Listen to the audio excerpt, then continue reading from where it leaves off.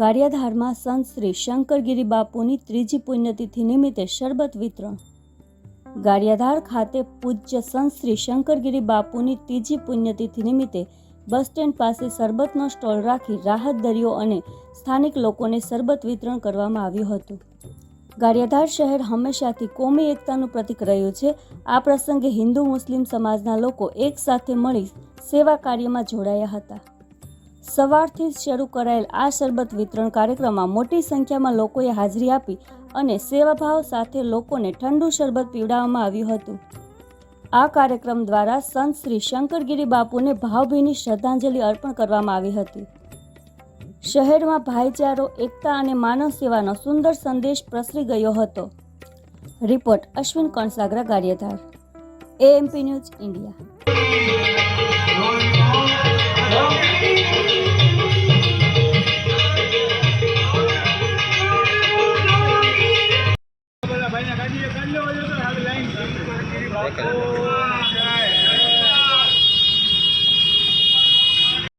શું કાર્યક્રમ રાખવામાં આવ્યો?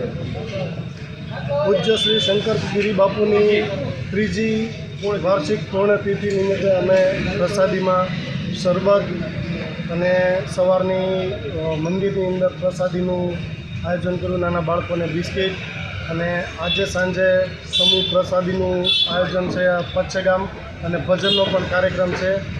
તે શૈલેષ મહારાજ આવે છે અને સમસ્ત ગામ દુવાડો બંધ છે અને બધાને ભોજન લેવાનું ત્યાં કાર્યક્રમ ગોઠવ્યો છે, નાના બાળકોથી લઈને સર્વોને। અને અમે દર વર્ષે આ પુણ્યતિથિ પૂજ્ય શંકરગીરી બાપુની પુણ્યતિથિ ઉજવીએ છીએ। શું આયોજન કરવામાં આવ્યું છે? આજે ગારિયાધાર અને મારું નામ છે ચૌહાણ ઝબીરભાઈ સુલતાનભાઈ, દાતાર ચા નામની હોટલ ચલાવું છું। બાપુએ મને દાતાર ચા નામની હોટલ કરાવી દીધી છે।